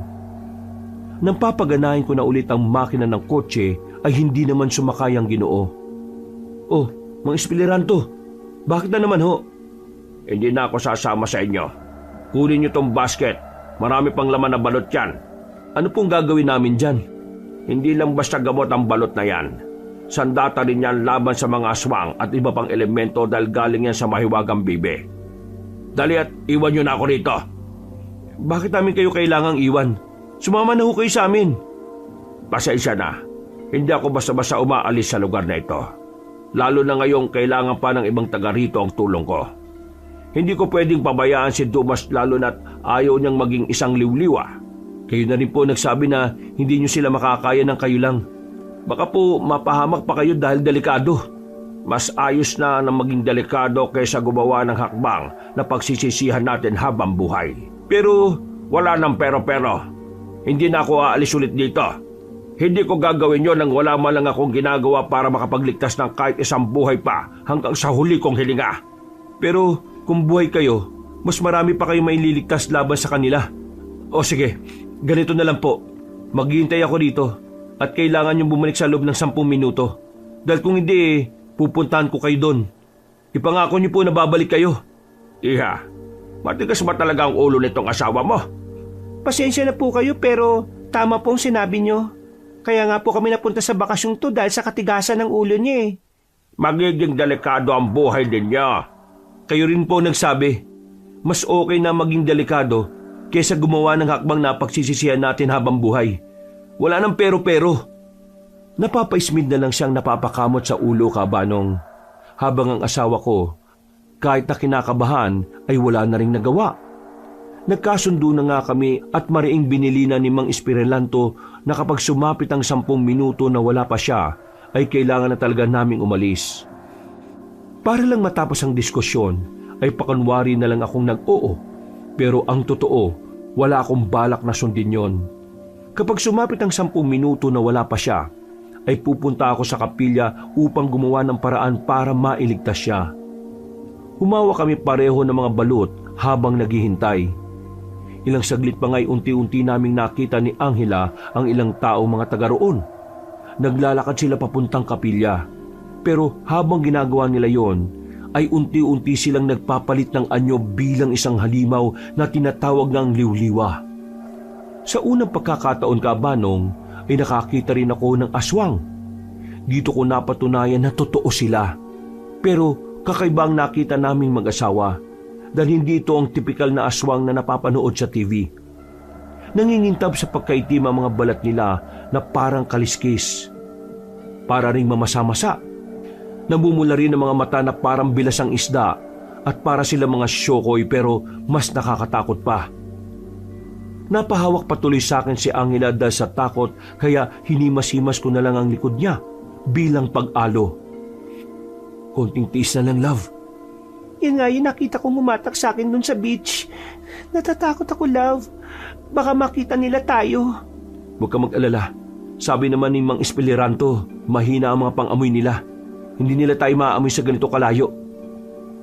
Hindi na umimik ang asawa ko. Nag-sign of the cross na lang siya at sinamahan ko na ring magdasal. Habang ang mga liwliwang aswang ay isa-isa nang nagpapasukan sa kapilya. At makalipas ang 10 minuto, pagtingin ko sa relo ay bigla akong napabuntong hininga. Wala pa kasing sinyales ng presensya ni Mang Espeleranto. Humawak ako sa bukasan ng kotse na ipinagtaka ng aking asawa. Saan ka pupunta, love? 10 minuto na lumipas, pero wala pa si Mang Espeleranto. Sabi niya, umalis na raw tayo kapag wala pa siya. Love, kailangan ko siyang balikan. Siya ang tumulong sa atin. Hindi makakaya ng konsensya ko kapag napahamak siya dahil sa atin. Iiwan mo ko dito mag-isa? Pangako babalikan kita, love. Natatakot ako eh. Umalis na tayo, please. Promise, mabilis lang to. Magtago ka lang sa kotse at ilagay mo sa iyo yung basket ng balot. Hindi ka mapapano sa mga aswang na yun. Sige na, aalis na ako para makabalik agad ako. Hindi na talaga ako nagpapigil pa, Kabanong. Alam kong katangahan ang ginawa ko pero hindi ko talaga maaatim na may taong mamatay ng dahil sa amin. Ngayon ko naintindihan kaya gustong-gusto talaga ni Mang Espirilanto na magligtas ng buhay. Tahimik at maingat ako nagpunta sa gilid ng kapilya hanggang sa makasilip ako sa maliit na bintana. Dinig na dinig sa labas ang ingay at sigawan nila, lalo na ng pamilyar na boses. Ang batang babaeng si Tokse na nakita namin kaninang hapon na pinapasok sa kapilya. Tila lupaypay na at katatapos lang na uminom ng dugo. Nalaman ko yon dahil may bahid ang kanyang bibig at tila umaagos yun pababa. Kapansin-pansin din na parang may maliit na siyang itim na ugat sa ilalim ng leeg at magkabilang sentido. Mas lalo kong nagulat dahil ang mga kamay at paa niya ay nangingitim na para bang nagsisimula na ring magpalit ng anyo bilang liwliwang aswang. Sa bandang kanan ay nakita ko naman ang lalaking si Dumas, yung kaninang lalaki na nakita ko sa beach na pinagtutulungan. Siya raw ang kuya ni Tokse ayon kay Mang Espirilanto. Nakatali siya at nagkukumahog pa rin na kumawala. Pero wala siyang magawa. Nakatingin lang sa kanya mga magulang niyang anyong aswang na at naghihintay. Kitang-kita talaga sa mukha ng lalaking yon na ayaw niyang maging isang aswang. Naiintindihan ko siya dahil kahit ako ayaw kong maging isang halimaw. Mas pipiliin ko na lang din sigurong mamatay kapag ganito ang mangyayari sa akin. Maya-maya pa ay tumahimik bigla sa loob. Nakita ko mula sa pinakadulo na merong lumabas. Nanlaki ang mga mata ko nang makita si Inang Reyna. Ang katawan niya ay anyong aswang na, pero ang mukha niya ay anyong tao pa rin. Hinanap ko sa paligid si Mang Espirilanto, pero hindi ko siya mahagilap. Kaya naman nag-focus na lang din ako sa matandang babae. Mga mahal kong liwliwa, narinig naman natin na nagbalik na rito ang asawa kong si Espirilanto. Hindi ko alam kung ano ang pakay niya, pero alam naman natin na hindi siya magtatagumpay. Mabuti na lang at madali nating nalansi ang mag-asawang bibiktimahin natin mamayang 3:00. Isang buwan din tayong hindi nakatikim ng sariwang karne at dugo ng tao dahil sa hangal kong asawa. Pero ngayon, sisiguraduhin kong magkakaroon tayo ng pagkain bago matapos ang taong ito.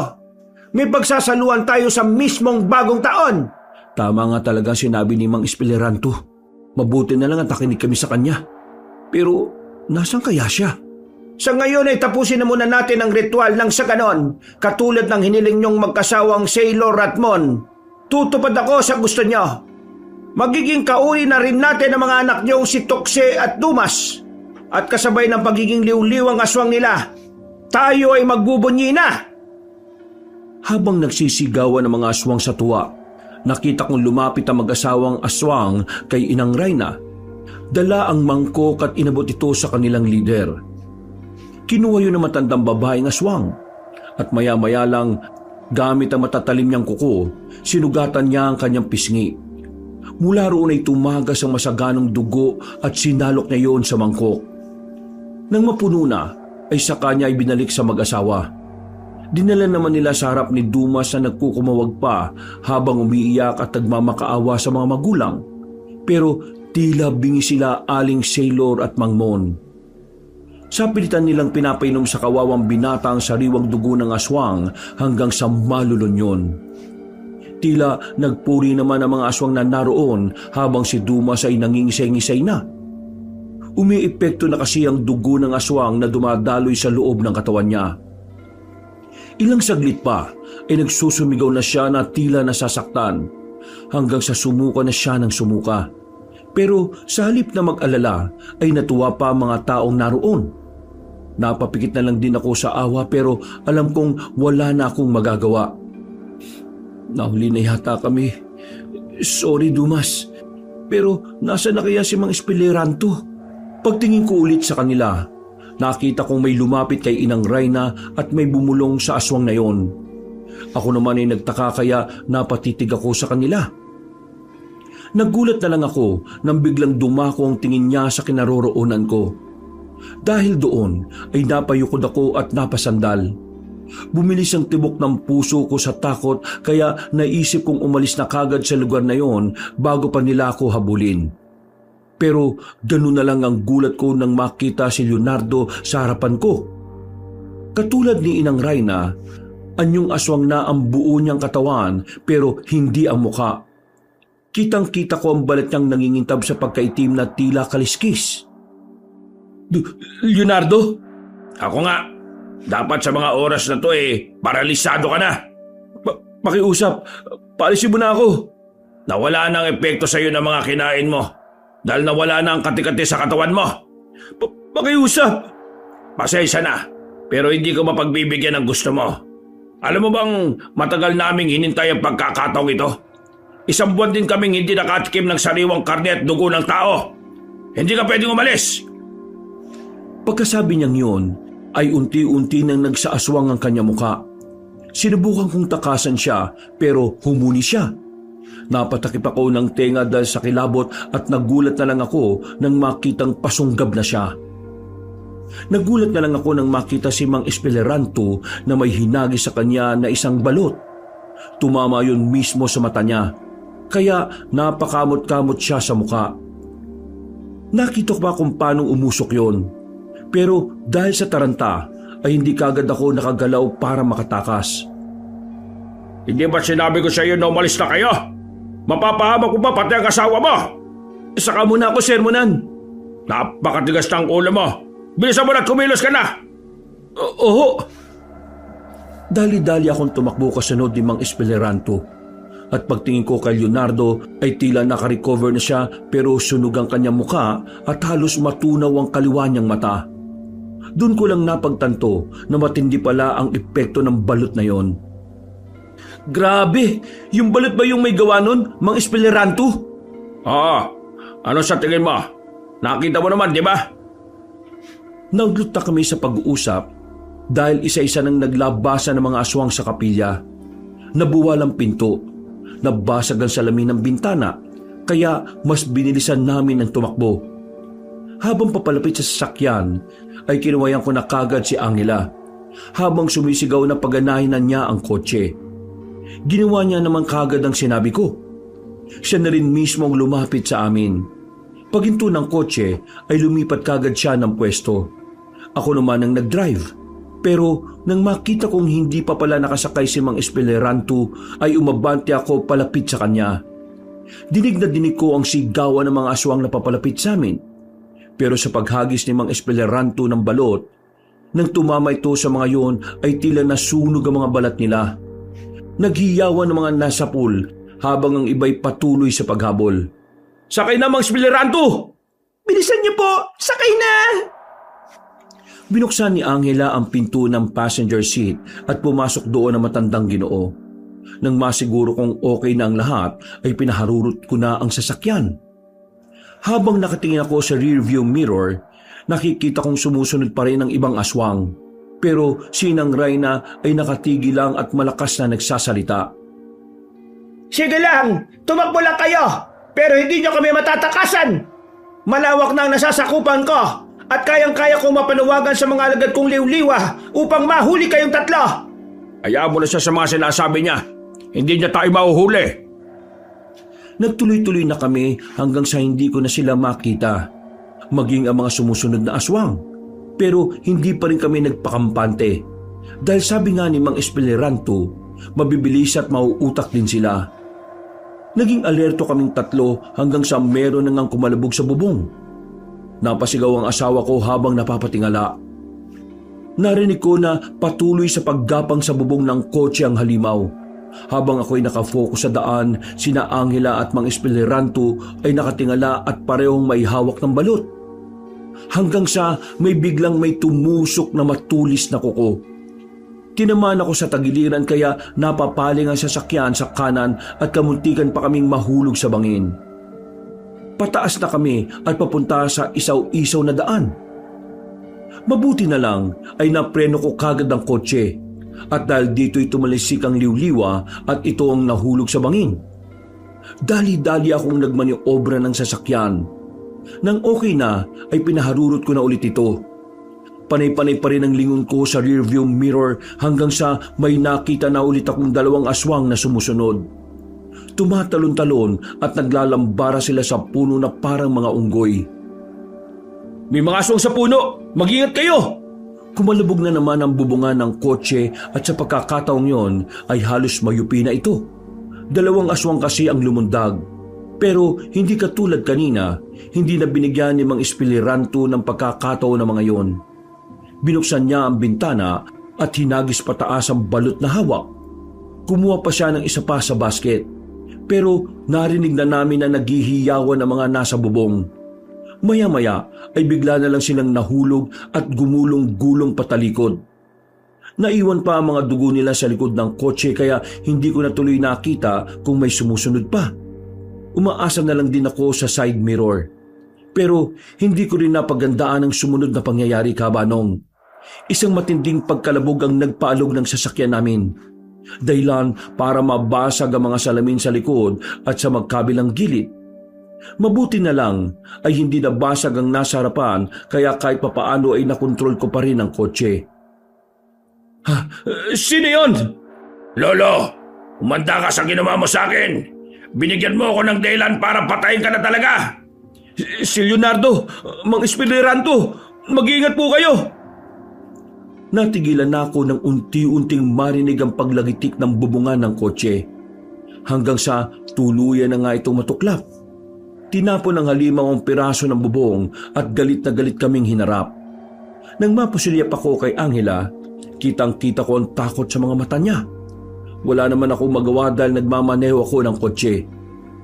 Kaya nagre-rely lang din ako kay Mang Espiliranto at sa may waga niyang balot.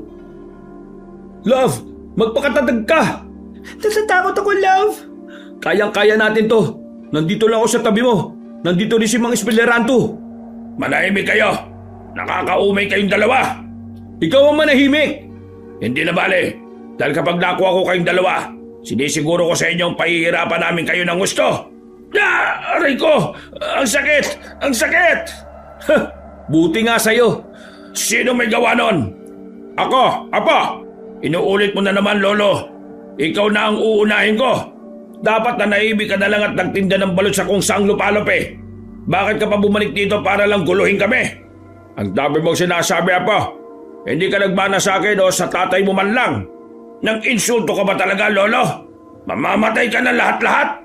Pasensya na, Apo. Pero hindi ako mamamatay dito, kundi ikaw. Mamamatay kang matanda ka! Bago pa sumalakay si Leonardo ay pinaghahagisan na siya ni Angela ng balot. Nagulat pa nga ako sa asawa ko dahil tumayo siya kahit mabilis ang pagmamaneho ko. Naghihiyaw lang sa sakit si Leonardo habang umuusok ang katawan niya matapos matalsikan ng katas ng balot. Pagkatapos ay ako naman ang pumorma. Nang mapaliko na ang sasakyan ay para akong nag-drift. Nawalan siya ng balanse hanggang sa mahulog siya. Tuwang-tuwa na ako dahil akala ko ay tapos na. Pero ganoon na lang ang gulat ko nang hawakan niya si Angela sa balikat. Lumabas ang asawa ko sa sasakyan pero nakapitan kagad siya ni Mang Espiliranto. Dahil dito ay pinit ko sa kabila ang sasakyan. Kaya nakabalik ang asawa ko. Nakahinga ko na maluwag ng tuluyang makabitaw ang aswang sa kanya at nakita naming gumulong-gulong. Natapos din sa wakas. Huwag ka munang magpakasaya. Hindi pa tapos. Matibay din talaga ang apo ko. Ha? Paanong?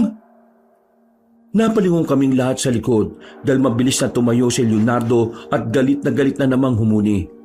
Dahil dito'y sinabihan ako ng kanyang lolo na magmadali.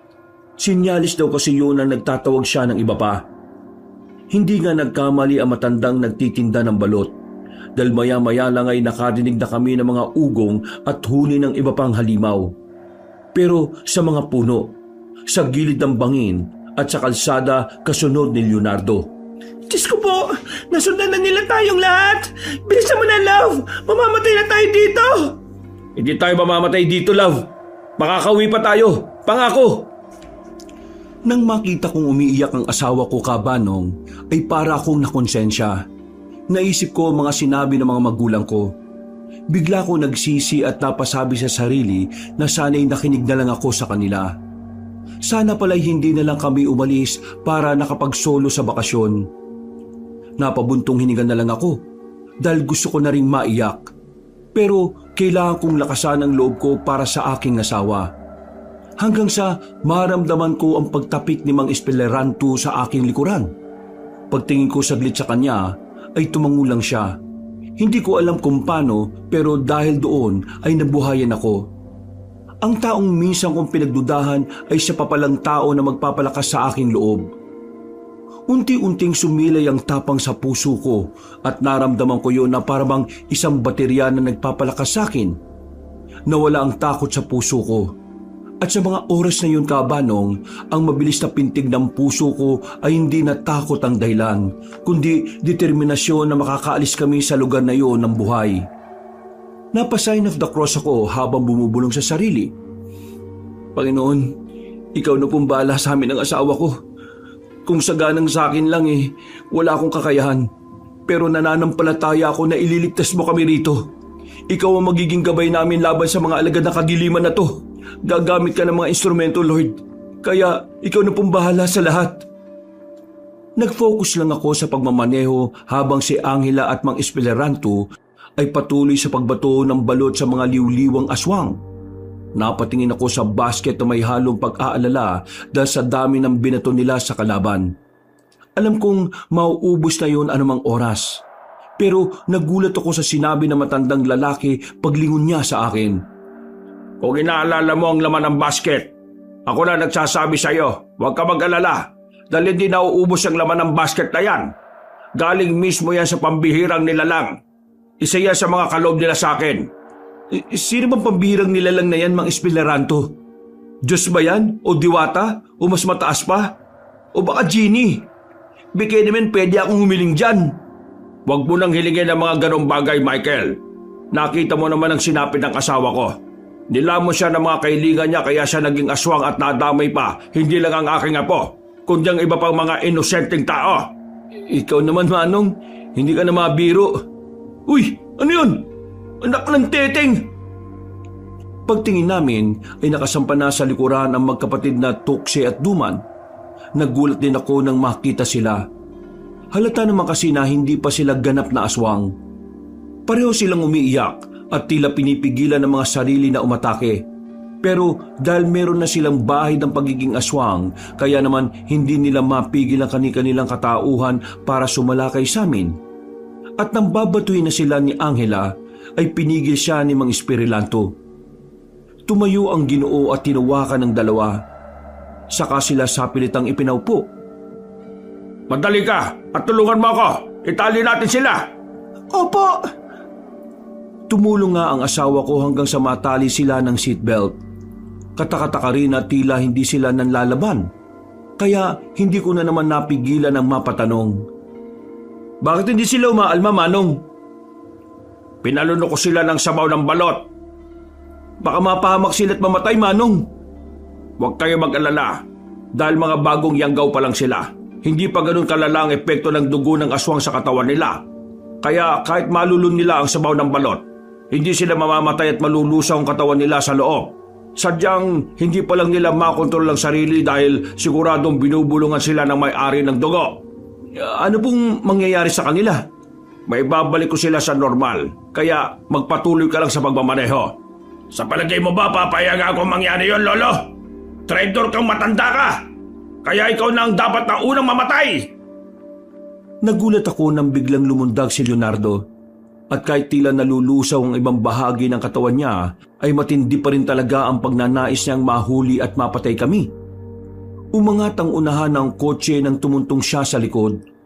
Nagulat ako, pero ang mas nakakagulat ay ang ginawa ng aking asawa. Tumayo rin siya at matapang na hinarap ang tila naaagnas na aswang. Love, anong ginagawa mo? Naiinis na ako sa mga aswang na to Matapang kang babae ka, ha? Pasensya na, Mang Espeleranto. Kung nga pumuman ang aswang na ito, mamamatay na siya ngayon. Sunod-sunod ulit na hinagis ni Angela ang mga balot. Ang ilan ay hindi tumama sa mismong target, pero tumama naman sa mga nasa likod na humahabol na liwliwang aswang. Tumawa si Leonardo, kaya sinamantala yun ng asawa ko. Pagtingin ko saglit ay nakita ko kung paano niya isinalpak sa bibig ng aswang ang balot at doon piniga. Nalunok niya ang sabaw at dahil dito'y unti-unting nalusaw ang lalamunan niya, pati tiyan mula sa loob. Hanggang sa sumabog sa harap namin ang buo niyang katawan. Gulat na gulat kaming lahat, pero aaminin ko kabanong, naastigan ako sa ginawa ng asawa ko. At the same time, ay natakot na rin ako sa kanya. Kaya hindi ko na siya ginagalit simula nang mangyari yun sa amin. Isinipa ni Mang Espeleranto ang walang buhay na katawan ng kanyang apo.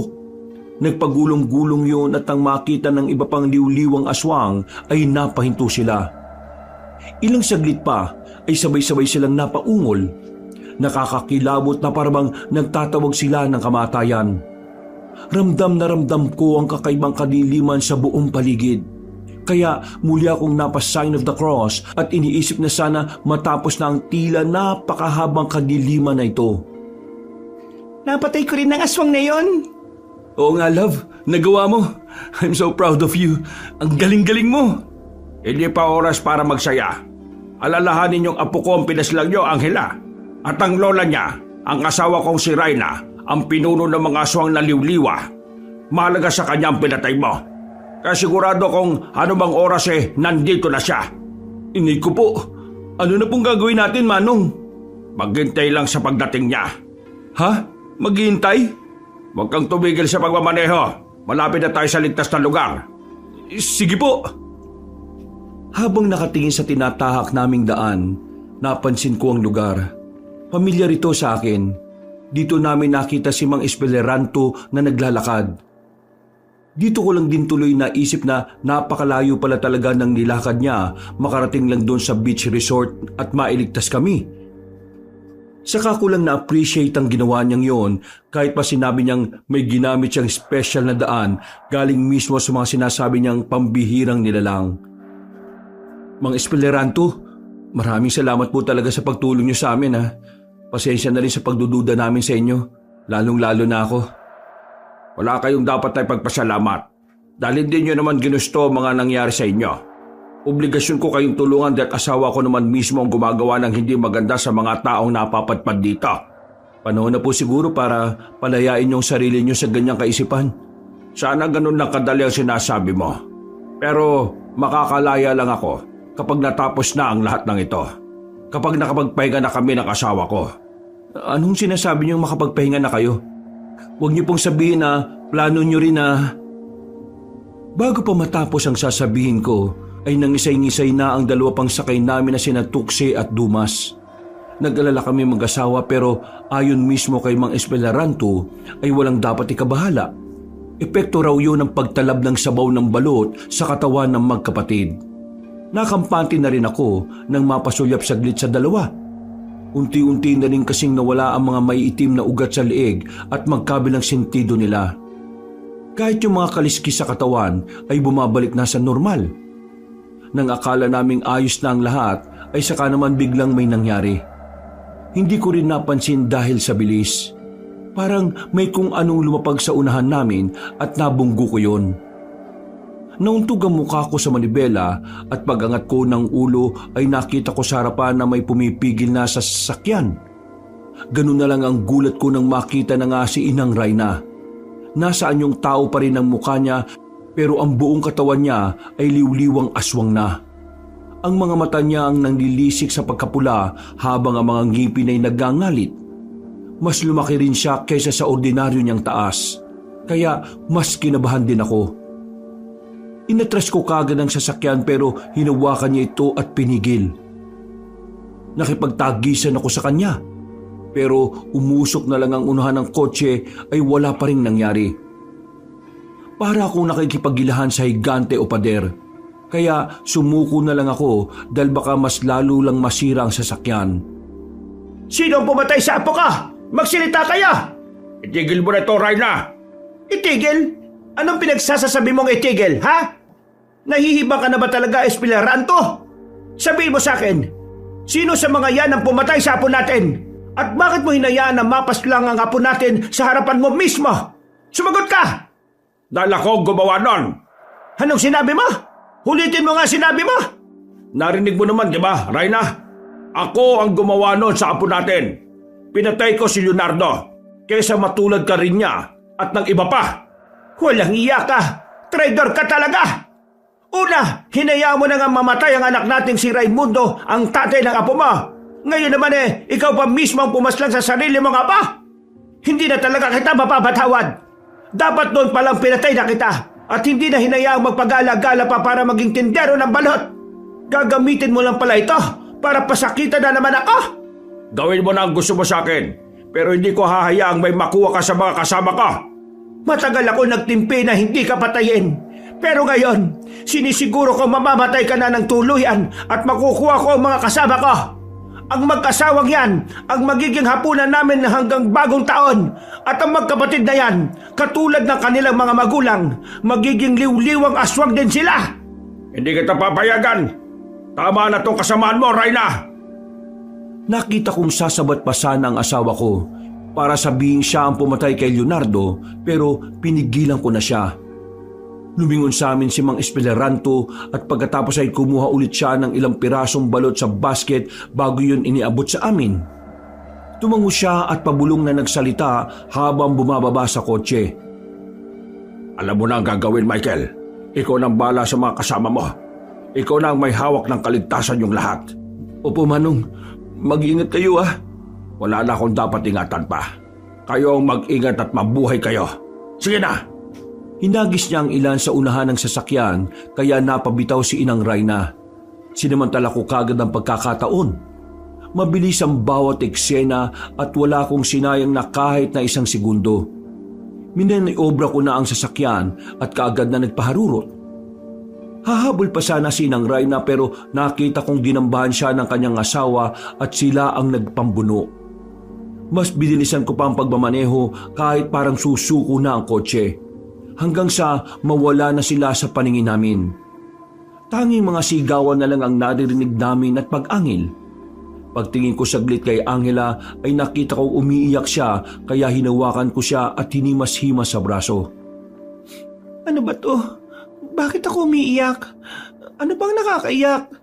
Dapat natatakot ako sa mga oras na to eh. Nakakainis. Ayaw tumigil ng luha ko, love. Umiyak ka lang, love. Walang problema. Paano na si Mang Espeleranto?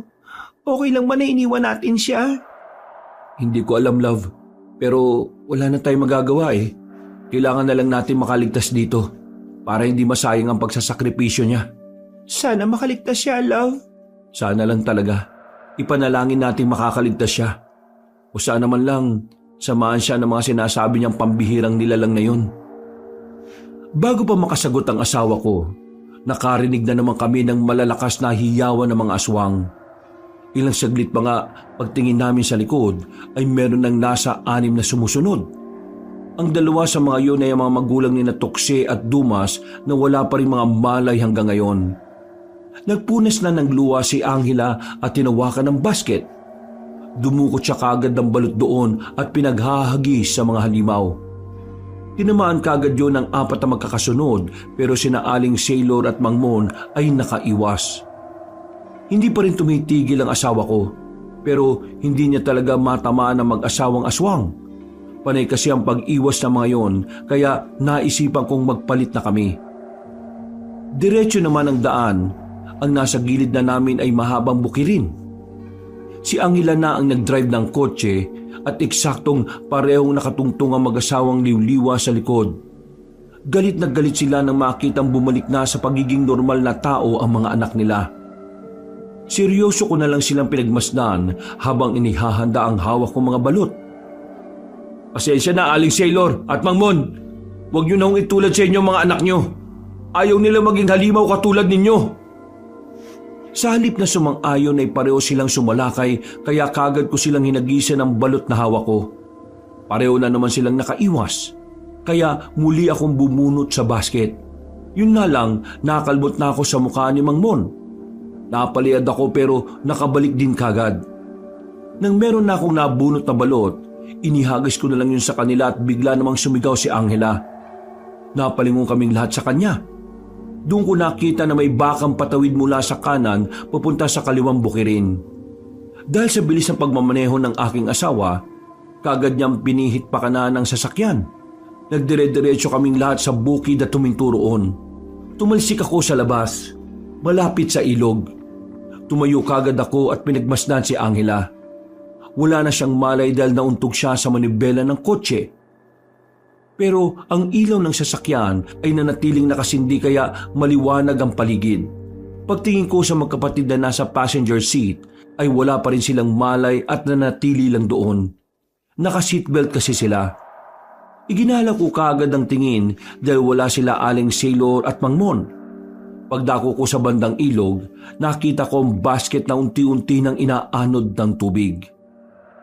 Hahabulin ko sana yon pero biglang dumating na ang mag-asawang aswang. Duguan din sila at mukhang mga nangihina na kaya nagtaka ko. Pero dahil wala rin naman akong sandata, kaya umatras ako ng paunti-unti hanggang sa ma-corner ako sa unahang kotse. "Huwag kayong lalapit! Sinasabi ko sa inyo, babatuin ko kayo ng balot!" Humawak ako ng kahit ano at nang makita nila yon ay pareho silang napangiti. Pagkatapos ay patuloy silang naglakad kahit halatang nangihina na. Nang abot kamay na nila ako, napapikit na lang ako at naghintay sa aking kamatayan. Pero nagulat ako dahil ilang segundo ang tinagal, wala pa rin nangyayari. Pagdilat ko ng mga mata ko, ay gano'n na lang ang gulat ko nang makita na unti-unti silang parang nalulusaw.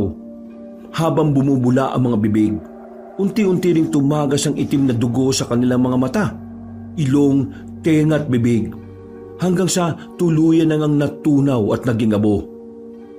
Hindi ko man alam kung ano ang nangyari, pero sigurado kong nagtagumpay si Mang Espeleranto sa pagpatay sa sarili niyang asawa, na siyang pinuno ng mga liwliwang aswang. Pero hindi yun ang inaalala ko, kundi ang mahiwagang basket na hindi nauubusan ng balot galing sa mahiwagang bibe. Hinanap ko yun sa ilog pero hindi ko na talaga nakita. Pagbalik ko ng sasakyan, nakita kong nagising na si Angela kaya dali-dali ko siyang inakay at niyakap ng maigpit habang umiiyak. Anong nangyari, love? Tapos na. Sigurado kong napatay na ni Mang Espeleranto si Inang Rayna. Ha? Nasaan siya? Hindi ko rin alam, love eh. Pero sigurado akong tapos na. Ligtas na tayo. Buhay tayo at maraming salamat sa Diyos. Dininig niya ang panalangin ko. Pinalabas naming aksidente lang ang nangyari. Kaya wala na rin masyadong nagtanong patungkol dito. Samantala, kinupkup po naming mag-asawa ang magkapatid na Tuksi at Dumas. Sila ang naging katiwala namin sa pinapatayo naming bahay. At sa wakas, naging kasunduri ng asawa ko ang aking buong pamilya. Matapos namin makipag-open forum, dito namin naalaman na miscommunication lang ang lahat. Kaya tuwing bagong taon, katulad ngayon, ay nauuna pa kami sa reunion. Tuwing summer naman ay nagpupunta kami sa lugar kasama ang magkapatid. Pero simula na mangyari yon, hanggang ngayon ay hindi pa rin namin nakikita si Mang Espeleranto. Ang lugar ay nagmistulang abandonado. May mangilan-ngilan kaming nakikitang tao pero ayon sa magkapatid na Tuksi at Dumas ay hindi yun mga taga roon. Baka dumayo lang din katulad namin. Sa awa po ng Diyos Kabanong ay naging maayos naman ang aming buhay hanggang sa mga oras na to. Dahil sa nangyaring yon ay marami akong natutunan katulad ng pakikipag-usap ng tama para maiwasan ang mga hindi pagkakaunawaan. Pagiging kontento sa buhay, pag-iingat sa mga lugar na napupuntahan at higit sa lahat ay ang pagpapahalaga sa pamilya. Habang nakakasama pa natin sila, sulitin na natin ang oras. Alisin natin ang tampuhan, makipag-ayos tayo, gumawa ng mabuti, makipagpatawaran, bumuo ng masasayang alaala, mag-enjoy at palaging nagpapasalamat sa Diyos. Dahil hindi natin hawak ang oras at ang takbo ng mga pangyayari. Kung inakala nating mabagal ito kung minsan, kapag nawala ang pinakamamahal natin, doon natin mapagtatanto na mabilis ang oras at panahon. Maraming salamat po sa pakikinig. Maligayang Pasko at manigong bagong taon sa ating lahat ng mga kayanggaw at kabangers. Pagpalain tayong lahat ng ating Diyos na buhay. Mga kabangers, mga kayanggaw, maraming salamat po sa pakikinig muli sa ating kwento ngayong araw na ito. At kung bago lang po kayo sa ating channel, kung maaari lang po'y pindutin nyo ang subscribe button at ang notification bell para lagi po kayong nanonotify pag may mga bago tayong mga videos. Mag-iwan na rin po kayo ng comment at pindutin ang like button. Kung medyo nabitin po kayo, iniimbitahan po namin kayo na bisitahin ng iba pa natin mga channel. Ang Pamela Clamil Channel kung saan nagnanarita ko bilang Lolo Pael at ako rin po bilang Kabanong. At kung gusto naman po na may pinapanood, bisitahin niyo po yung bagong channel natin na Kabanong version 2.0 kung saan meron na pong moving images doon. Habang nakikinig kayo ng ating narration na meron na pong music and effects. O hindi ba mas maganda? Huwag niyo rin pong kalimutan na mag-subscribe para makasama kayo sa first 100,000 subscriber ng channel na yon. At para hindi kayo mahirapan na hanapin ang nabanggit na channel, ilalagay po namin sa description at sa pinned comment ang links ng mga nasabing channel. Hanggang sa susunod na mga kwento, wakas!